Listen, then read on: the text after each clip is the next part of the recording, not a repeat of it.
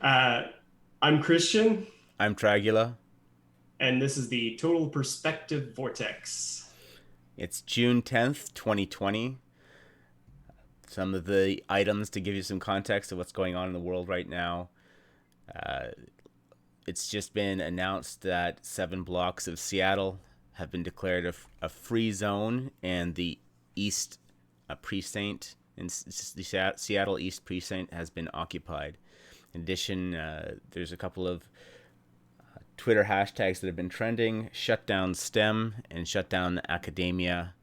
And the idea being that these things need to be shut down or that need to go on strike until racism stops. I'm not entirely sure what the demands are there.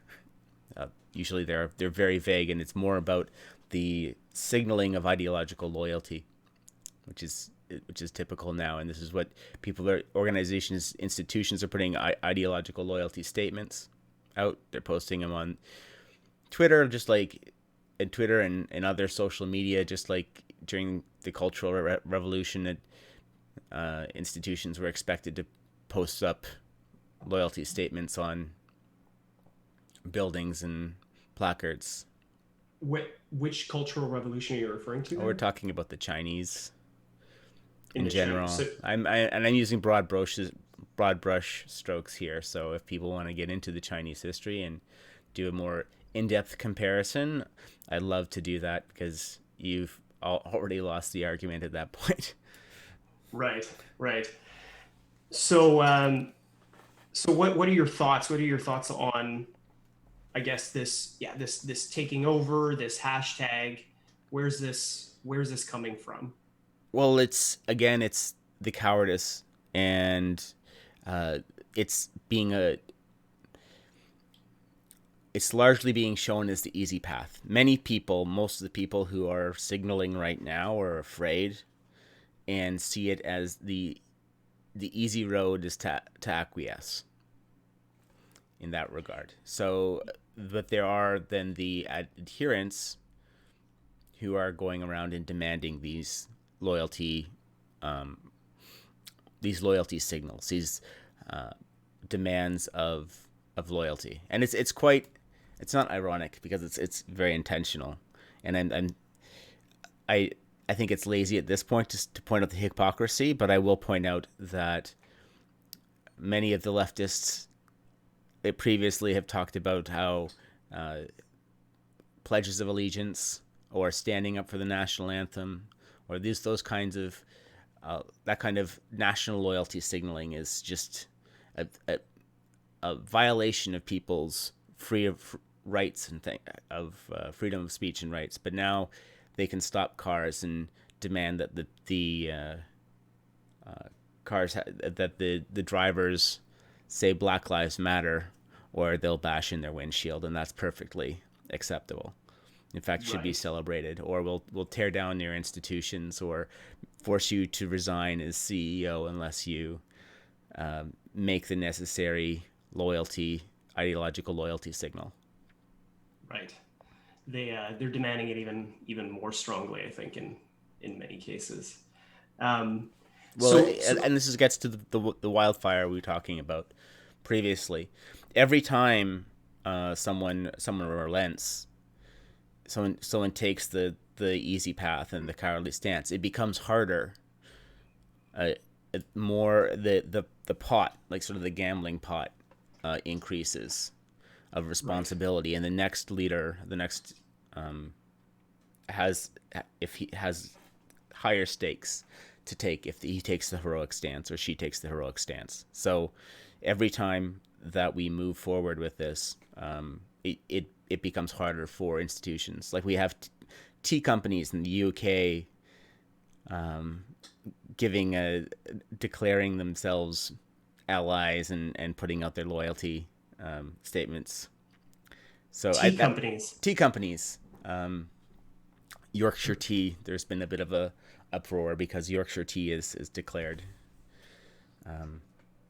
that they're a Black Lives Matter supporter. Aren't they like as British as you get? I mean, that's Yep. if I think a British product, it's definitely Yorkshire tea, Mm-hmm. And then, Now they need but then, The colonials need to decolonize themselves. right? And you would think that they would simply wouldn't touch this because like they're tearing down statues, right, in the UK. Oh, that's And going to the be coming here, I'm sure, very shortly. But we'll Yeah, probably do it a little bit more organized because our leadership is on board with the game plan. So there'll be people going, and it will happen probably in the dead of night, that these statues that are no longer considered ideologically appropriate will just be taken out in the dead of night. wow. So so yeah, that's heavy. So do you think so? Is there so if we're looking at um, is it just purely fear? Is there from these companies, from these organizations, is it purely fear, or is It's there a compassion it's component? Do more you think? cynical. Oh yeah, it's more cynical than fear of like why they're giving in. But let's I think that we should talk about the compassion component of the mob and the rule of law, right? So there is we're seeing people abandon the rule of law for rule by the mob and mob Right, justice. And why is it that? What is the appeal? Is it all just a dark appeal? And I'd say no. And it's very similar to the appeal of communism. And we get into a scale problem here. That in our small groups, our small social groups are governed more. When they're well oriented, they're governed more by compassion, and our large organizations have to be governed more by a rule of law and wisdom. okay, And this is unnecessary on how to it. There are logistical concerns and of how do we organize ourselves in that regard. But there is this idea, right? Because our families should be more compassionate, should be more along those lines. And what a mob is, like the appeal of the mob, is to treat people like family, but on an impractical scale. You get a mob. right, okay. This alludes to the fact that they say socialism does work up to 150 people seems to be about the sweet spot Well, in I don't majority even. I areas. wouldn't say socialism works at that level, even. But it starts to fall apart because you're in that. That's Starts to that number. Forgetting what it's called, but there. It's how far you can track people. Like it's sort of you're getting to your mental capacity, ability to track the social histories and your interactions with people once you hit 150. So yeah, but you can have a community. I would say more right, than community works to about 150 individuals. You have a neighborhood or a village, a well-connected village, up to about 150 individuals. But if we talk about, Jordan Peterson, the Pareto distribution, Jordan Peterson used to right, talk about how inequality grows following a Pareto distribution or power law. So if you have these large systems, you'll have people who have orders of magnitude more than success than anyone else, right? So you'll have these really successful individuals in, say, the music industry, or making movies. There'll be one movie that's hugely successful compared to all the other movies. But right, if you look at the other tail of that, like there's where you have this massive inequality, you can actually look at, well, what numbers are, if I'm just looking at the regular Pareto distribution, what values do you put in where you actually have equality? And it turns out that the magic number is 4. So when you actually have 4 individuals around that number, 4 to 6, you have you have essentially an equal contribution or equal contribution expectation from anyone. And if you think about your social life and how that works, like if you ever had a conversation, you can see that there's something sort of magical that happens in that 4 to 6 number of people, where everyone in the group can contribute equally if you're around 4 to 6 people. And I think Right. this the same as the family is like that's why the atomic family is so important, and why it can be governed by compassion, because essentially equality isn't a myth at that level, at that scale. When you're in that group of 4 to 6 people, equality is the reality that is everyone's expected to carry the same load when you're Right. in that stage. Xander, I suspect you've never done a group project. Anyone that's done a group project of 4 to 6 people will know that it's Well, not it's distributed if for you sure. that's true, but then that gets into that sort of that aspect of anonymity, or at least somewhat, where you're not people aren't looking over Right. each other's shoulder. But I think you certainly see that it's easier with even at that school project group of 4 to 6 people. The problem wouldn't be simpler if you tried to make it 150 people, Right, right. right? Yeah. You're already seeing the issues there, and then yeah, scale that up and yeah, Yeah, well, even then, exacerbate. there would be anonymity among the 150 people. Right. A kind of distributed Yeah, responsibility. it's with Right. the 4 to 6 people, you know who's taking on most of the burden, and the people who are slacking are well aware of who they're screwing, Yeah. Yeah. Yeah. right? You know who the 1% is in that group. Yeah, yeah, Obviously, it's not 1%, but yeah, yeah. you The know twenty-five who they are. percent or the Yeah. Yeah. the Yeah. The the 75 need to revolt against that one that's doing the all the work. Yeah. 17% who are carrying all the load. Um, yeah, yeah, but this is key because we were we were evolved, most of our cognitive faculty in this having small families that are like, you know, let's the, people would have more kids, but they wouldn't last as long, or they wouldn't uh, survive to adulthood as much. So you might have like that sort of 4 to 6 magic number of 2 parents and a few kids running around. That would be the immediate family, and then you would have like an extended family in a larger community that would probably even the 150 would be on the high end. So we have this natural distribution to live in these systems where communism makes sense, or compassion based systems. The mob rule can work, Right. but it doesn't scale. When you get larger, you need to start developing rule of laws and have and basically start shaping your social environment toward less away from compassion and more to wisdom, which is towards And what rules. I can guess at that, but why is that? Why Why is that?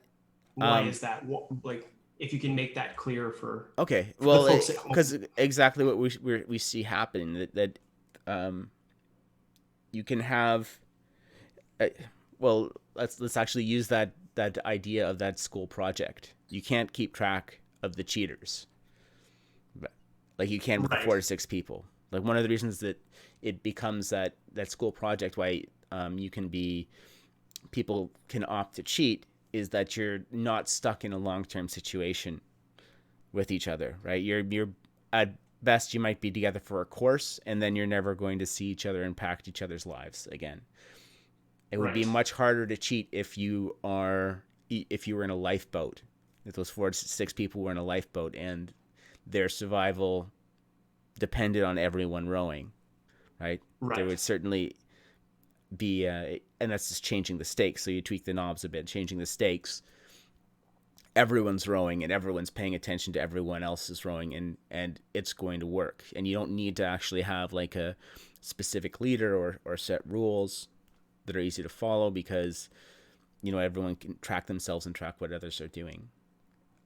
The other way is what I was getting at is you could also play with the length variable of, like, if the people are stuck spending the rest of their lives together, like they're part of a family unit, and we're not in a time where it's easy to move from city to city. Like you are dependent to spend going to be spending the rest of your life with these people. Well, again, it becomes a lot harder to cheat, and the stakes are much higher for you. Right. And then as we transition to mobs, um, Yeah. or So, sorry, larger groups rather. well, you have to. You can't. You can't track everyone's behavior all the time anymore. So instead of uh, to point out the cheaters, you since you can't track everyone's behavior continually, you switch over to a system where you can you track uh, you track the rule following behavior, because you can see so the violations necessarily have to switch from, is uh, like, I know in detail who you are, and it's not just about punishment but reward. I know your character really well. To, was this person violating a rule or not? So that's the real question. And like, if we look, um, keep things nice and not controversial, um, and talk about like the George Floyd video, because pretty much everyone's seen it at this point. Right. You can, at some, what people appeal to the emotional side of it, right? A lot of like, oh, you can't do that to a human person, like the person, or that, like, they see that, and that's one way of looking at it, invoking the emotions. But what a lot of people were also looking for when they're paying attention to that video is like looking for the rule violations. Was the cop like failing to follow the regulations? Why was he doing this? Right. So they're looking for, they want to appeal to a rule to see why this is wrong, and that's, I guess, there's rules in families, but it's simpler to look at those acts as violation, and and a big part of that is because we don't know and about George Floyd's character, or the character of the cop, that much, because most of the people who are rushing to our judgments and opinions are, um, don't know the and can't know the character of the people involved. So we have to look at the rule violations where it's obvious that putting your your knee on the neck of someone for 8 minutes is just completely unacceptable behavior for a police officer. Yeah, that's that situation, and why so that's what we do when we make these larger cities. So we make simple rules that are easier to follow, and this sort of gets also like to the libertarian principle when we sort of talk about these, like why we need to devolve responsibilities to closer forms of government, is because like they're closer to the people, they have the better resolution for the actual acts of compassion, right? So you have the larger the institution, the more abstract the rules, the laws that they need to regulate should be, if they're well, they're well formed, Right. right? So but And necessarily so. yeah, it's necessarily so, and we tend to see that pattern in the de-evolution of powers from the nation. So like lots of countries have intuitively set themselves up this way, where the laws tend to be more abstract and clearly defined, simple and clearly defined. The higher the level of complexity, the farther up you go up the chain. Interesting. Yeah, but that appeal to compassion is always there, right? Right. Right. So this is what draws people to the mob, and why the mob energy is so is so focused, or invoked so easily by specific actions of injustice or unfairness, because they're like the rule system, the wisdom system, is a game that people are playing, right? So you're sort of as more of is something that you can do what you want, but you got to stay within the rules or the boundaries, and we let you play within the rules because we can't watch your behavior all the time. We don't really know each other, so we can't have that communal system. Right. So instead, we have instead we try and shape the environment by putting in these social rules in place, so that steers people towards productive, healthy behavior. But Right. on the other side of it, there's just this desire to live like in a commune or in a place that doesn't have these rules, that is more based on compassion and more focused on the individual, because the rules are impersonal by design, Right. right? So the concept of equality under the law is impersonal by design. Right. Right. So when we're talking about justice being blind, justice is impersonal. Justice, it needs to be cold in that regard, right? Right. And you can see people have sort of a negative. So it's understandable when you put phrase in that language and frame it that way, that you see that people have a negative reaction to that. Right. And it is something, as a more libertarian person, you do run into that a lot, where it's like people will say that you sound cold the way that you're rationalizing about these Yeah. systems. But um, just as a maybe a final thought on that, how do you discuss this with the more, say, compassion oriented people? How do you sell them on this idea of Well, I mean, I haven't. I try making a podcast. is what I do, because I feel like this is a novel framing. At least I of old ideas that I think that that I'm presenting here. Um, so I don't know how the more compassionate among us will respond, but I think tactically it's sort of like it is explaining it that this has it, that these things have their place, and that their view has value right. is critical to that, right? And I this is the strategy I'm going forward now. I'll tell you in a few years how it goes. That's good. I think you made a strong point. Is at least in libertarian circles, what you said about their perspective is important as well. Like, Yeah, and it, this is it is part of it. and the spectrum of perspectives on this um, exist for a reason, because this is actually it gets down to a fundamental problem of consciousness, that there has to be this debate between compassion and wisdom.